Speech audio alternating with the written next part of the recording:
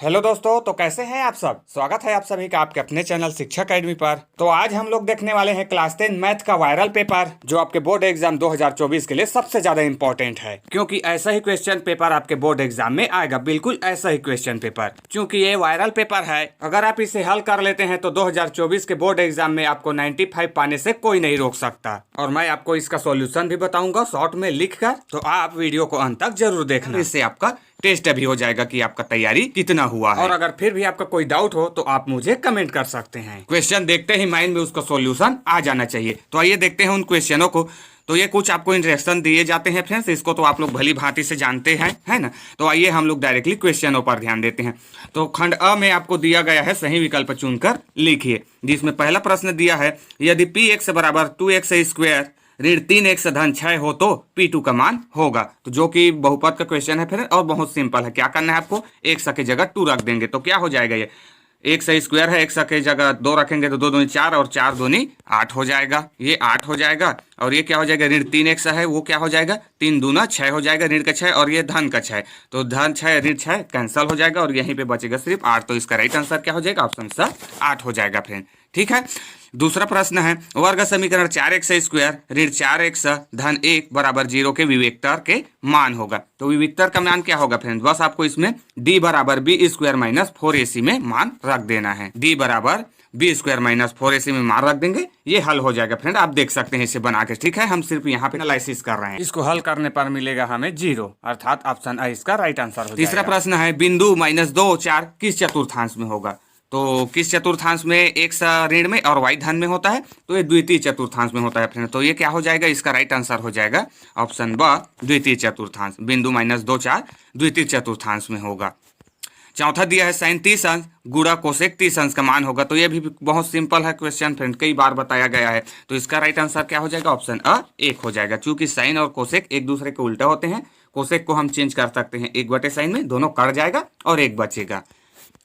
पांचवा दिया है यदि सावधि जमा खाता में ब्याज की गणना 6 माही आधार पर की जाती है तो वार्षिक दर को कितना लिया जाना चाहिए। तो वार्षिक हो जाएगा 6 माही में लिया जा रहा है, तो एक वर्ष में 2 6 माही होते हैं, तो 6 दूनी 12, यानी कि क्या हो जाएगा, दुगना हो जाएगा। इसका राइट आंसर हो जाएगा ऑप्शन आ। आइए फिल इन द ब्लैंक्स अर्थात खंड व रिक्त स्थान देखते हैं। तो रिक्त स्थान में हमें दिया गया है कड़ी 5 धन 1 और कड़ी 5 ऋण 1 का समांतर माध्य खाली स्थान है। तो क्या होगा, कड़ी 5 धन 1 और कड़ी 5 ऋण 1 का समांतर माध्य। क्योंकि समांतर माध्य क्या होता है, इन दोनों को आपको जोड़ देना है और 2 से भाग दे देना है। तो धन 1 ऋण 1 कट जाएगा, फिर ये कड़ी 5 कितना हो जाएगा, 2 कड़ी 5 हो जाएगा। और बटे में क्या है, बटे में भी ऑलरेडी 2 है फ्रेंड, तो 2 और 2 कट जाएगा। तो यहाँ पे आएगा सिर्फ कड़ी का 5। ठीक है, क्या आ जाएगा, कड़ी का सिर्फ 5 आएगा। फिर दूसरा क्वेश्चन है यदि a अनुपात b अनुपात c हो तो मध्यानुपाती होगा। तो मध्यानुपाती क्या होता है फ्रेंड, मध्यानुपाती में आपको इस b को डबल कर लेना है। a अनुपात b समानुपात हो जाएगा b अनुपात c फ्रेंड। अब इसी को आपको बटे के रूप में हल कर लेना है। तो हल करोगे तो आपको क्या मिलेगा, b बराबर √ac। तो यही मध्यानुपाती होता है फ्रेंड, √ac हो जाएगा। तो यदि a अनुपात b अनुपात c हो तो मध्यानुपाती कड़ी ac होगा। ठीक है, आइए नेक्स्ट क्वेश्चन देखते हैं। तीसरा दिया है दो वृत्त सर्वांगसम होते हैं यदि उसकी खाली स्थान बराबर हो। तो दो वृत्त कब सर्वांगसम होंगे फ्रेंड, उसकी क्या बराबर होनी चाहिए। तो वृत्त में सिर्फ एक ही चीज तो होता है, क्या, त्रिज्या। तो त्रिज्या बराबर होनी चाहिए, वो वृत्त सर्वांगसम होंगे फ्रेंड। दो वृत्त सर्वांगसम होते हैं यदि उसकी त्रिज्या बराबर हो, त्रिज्या क्या हो, बराबर हो, तो वो दोनों वृत्त सर्वांगसम हो जाएंगे। फिर चौथा दिया है tan 90 अंश माइनस 33 अंश का मान खाली स्थान होता है। तो क्या हो जाएगा फ्रेंड, tan 90 अंश माइनस 33 अंश का मान। तो tan 90 अंश आने पर ये चेंज हो जाता है, किस में चेंज हो जाता है, तो tan cot में फ्रेंड। tan किस में चेंज हो जाता है, cot में हो जाता है। तो ये क्या हो जाएगा, कोण की जगह दिया है 33, तो ये हो जाएगा cot 33 अंश। तो यहाँ पे आ जाएगा cot 33 अंश फ्रेंड। ठीक है। पांचवा दिया है दो सम संख्याओं का जोड़ सदैव खाली स्थान होता है। तो दो सम संख्याओं का जोड़ क्या होता है, तो ये भी सम होता है फ्रेंड। दो सम संख्याओं का जोड़ हमेशा सम होता है फ्रेंड। ठीक है। अब आइए खंड स देखते हैं, जो कि सत्यासत्य दिया गया है। सत्यासत्य में हमें पहला दिया है सभी वृत्त समरूप होते हैं। तो क्या ये सत्य है कि असत्य है, तो ये सत्य है फ्रेंड। जितने भी वृत्त हैं वे सभी के सभी आपस में क्या होते हैं, समरूप होते हैं। तो ये सत्य हो जाएगा, सभी वृत्त समरूप होते हैं। दूसरा दिया है एक्स अक्ष पर स्थित किसी बिंदु का y निर्देशांक शून्य होता है। तो क्या होगा फ्रेंड, ये सत्य होगा कि असत्य? तो ये भी सत्य है फ्रेंड। कोई बिंदु अगर एक्स अक्ष पर भी स्थित है तो उसका वाई अक्ष निर्देशांक शून्य होगा, और अगर कोई बिंदु वाई अक्ष में स्थित है तो उसका एक्स निर्देशांक शून्य होता है। ठीक है, तो बिंदु एक्स पर है तो वाई शून्य होगा। तीसरा दिया है घन में 7 कोरे होते हैं। तो क्या ये सत्य है कि असत्य है? तो ये असत्य है फ्रेंड। घन में 7 कोरे होती है, ये असत्य है, क्योंकि घन में 7 कोर नहीं बल्कि कितने होते हैं? 12 कोर होते हैं फ्रेंड। घन में कितने कोर होते हैं? 12 कोर, ये भी याद रखना। चौथा दिया है सेवा कर अप्रत्यक्ष कर होता है। सेवा कर अप्रत्यक्ष कर होता है। तो क्या ये सही है कि गलत है? तो ये भी क्या हो जाएगा? सत्य हो जाएगा फ्रेंड। क्या हो जाएगा? चौथा भी हमारा सत्य हो जाएगा। सेवा कर है वो अप्रत्यक्ष कर होता है। ठीक है, सेवा कर अप्रत्यक्ष कर होता है। सेवा ही तो जीएसटी है। जीएसटी के बारे में सुने हो ना, तो जीएसटी भी अप्रत्यक्ष कर है, इसको भी याद रखना। जीएसटी भी पूछ सकता है। तो सेवा कर अप्रत्यक्ष कर है। फिर पांचवा दिया है किसी त्रिभुज में 2 भुजाओं का योग तीसरी भुजा से छोटा होता है। तो क्या ये सत्य है कि असत्य है? तो ये असत्य है फ्रेंड। किसी भी त्रिभुज में 2 भुजाओं का योग तीसरी भुजा से छोटा नहीं होना चाहिए, बल्कि क्या होना चाहिए?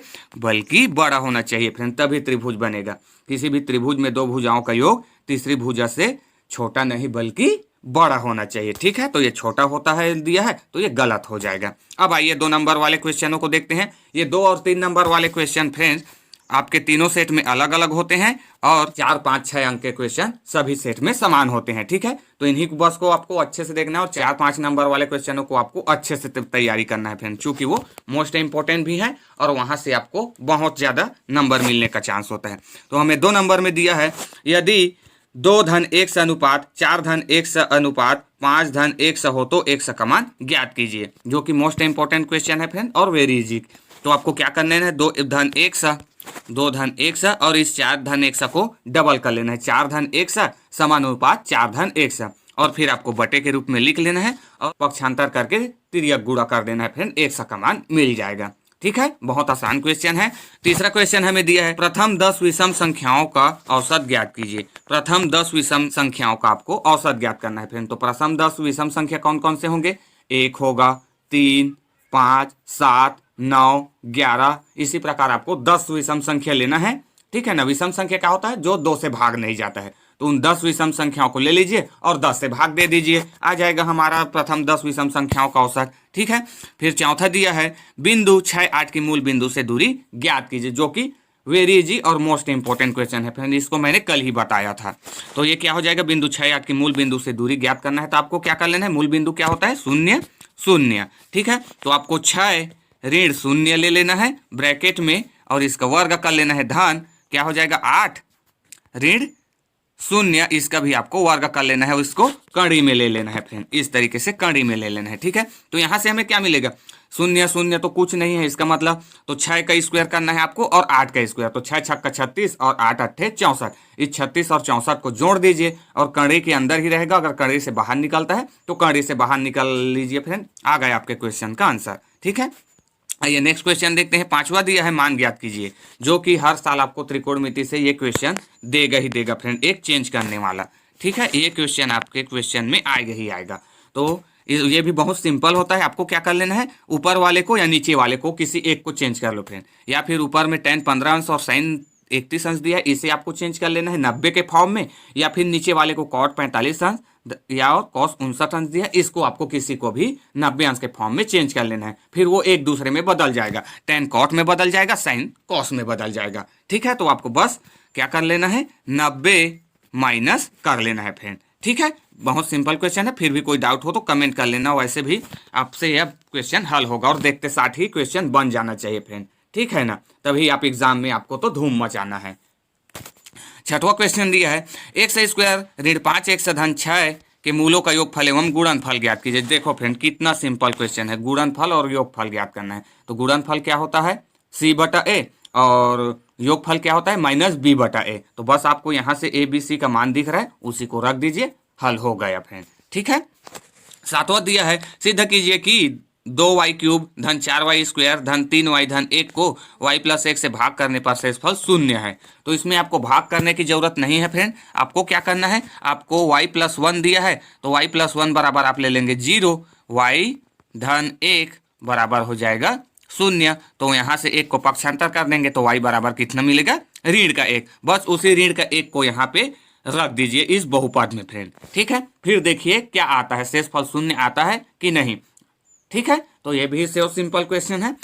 8वां प्रश्न दिया है, सिद्ध कीजिए कि किन्हीं दो क्रमगत विषम संख्याओं का योग हमेशा 4 का गुणज होता है। तो आपको दो क्रमगत विषम संख्या ले लेना है फ्रेंड। तो कौन सा होगा दो क्रमगत विषम संख्या, तो एक होगा फ्रेंड 2x धन 1, ये होगा एक विषम संख्या। अब इस एक की जगह आप k l m n जो भी चाहते हैं फ्रेंड वो ले सकते हैं, क्योंकि गणित आपका मानने पर डिपेंड है। ठीक है, तो एक की जगह k l m x y z जो भी आप लेना चाहते हैं वो ले सकते हैं, लेकिन एक ही लेना है। तो 2x धन 1 एक विषम संख्या होगा और एक 2x धन 3 फ्रेंड, ये दोनों क्या होगा, यही तो होगा क्रमागत विषम संख्या। 2x धन 1 और 2x धन 3 ये क्या होंगे, दो क्रमागत विषम संख्या।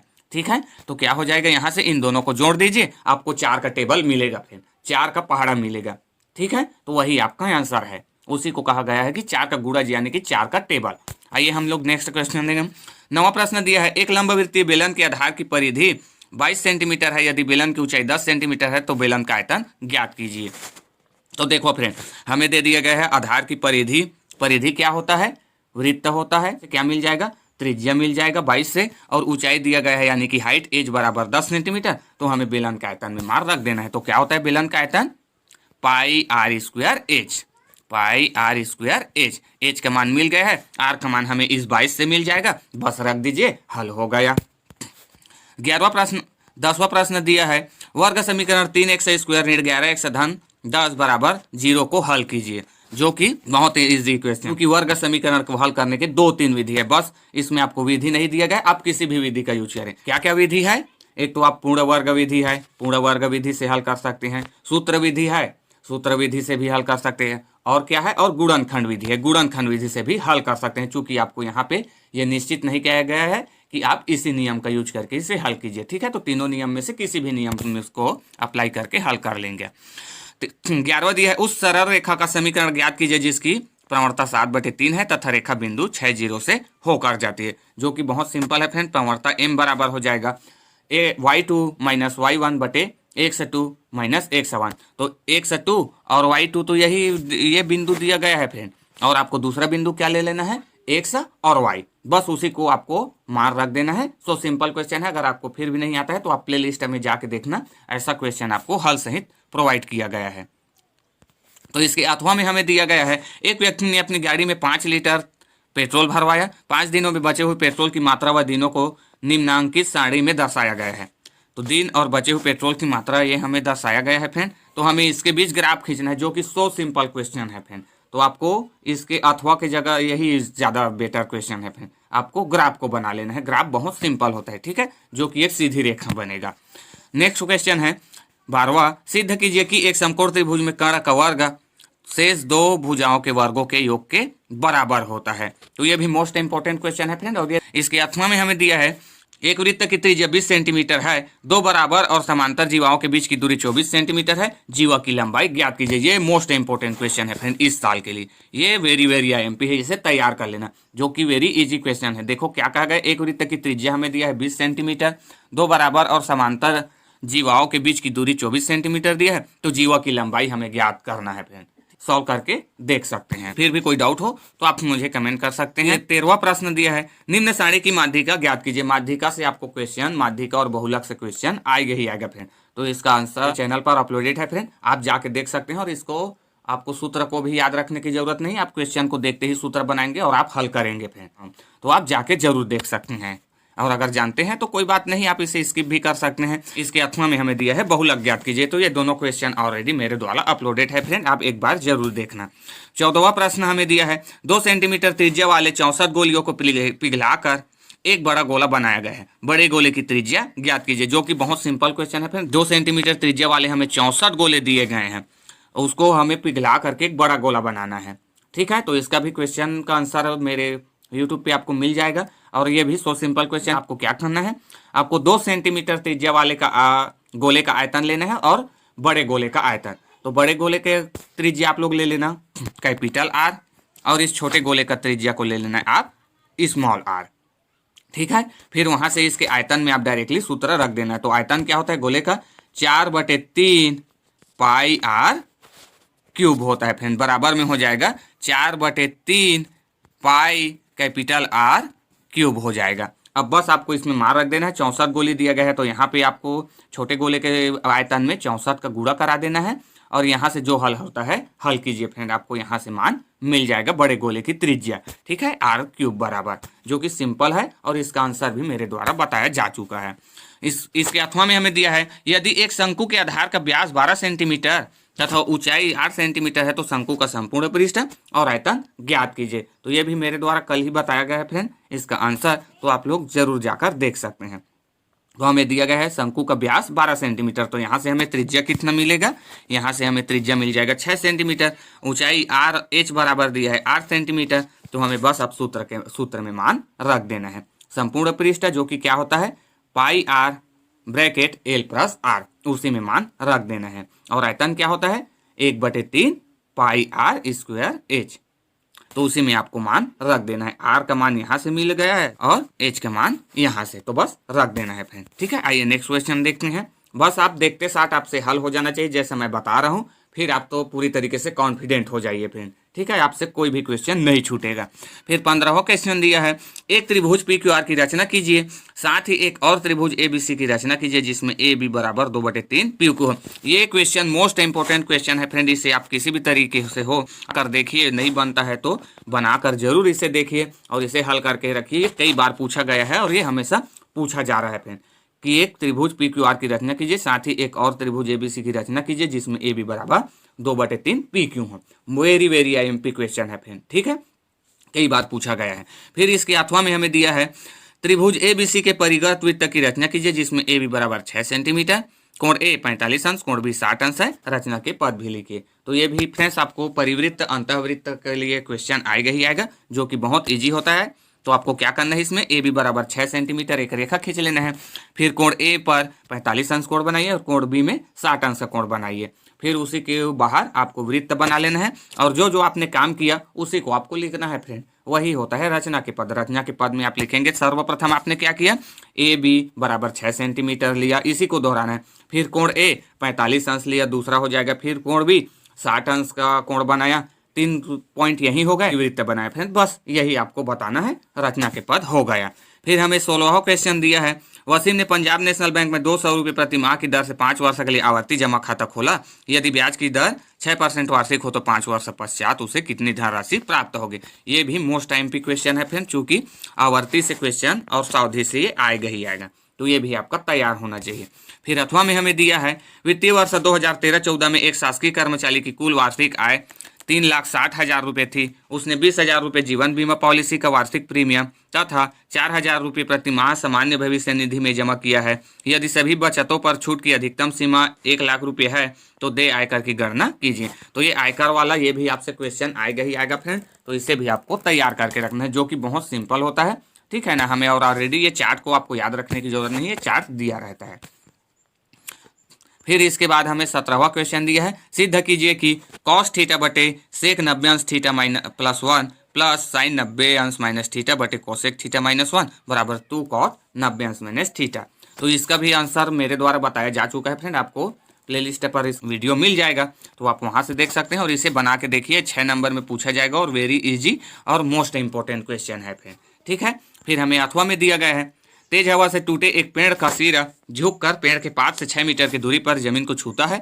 यदि यह हिस्सा जमीन से 60 अंश का कोण बनाता है, पूरे पेड़ की ऊंचाई ज्ञात कीजिए। तो ये हाइट एंड डिस्टेंस का क्वेश्चन है फ्रेंड, यहाँ से तो क्वेश्चन आपको आएगा ही आएगा, ठीक है, जो कि बहुत ही सिंपल होता है। त्रिकोणमिति की सहायता से आप कई तरीके से ऊंचाई ज्ञात कर सकते हैं फ्रेंड। तो आपको यहाँ पे हाइट ज्ञात करना है, ठीक है, हाइट ज्ञात कर लेंगे पेड़ की, बस आपको tan थीटा अप्लाई कर देना है। हाइट एंड डिस्टेंस के क्वेश्चन में बस आपको आना चाहिए tan थीटा, ठीक है।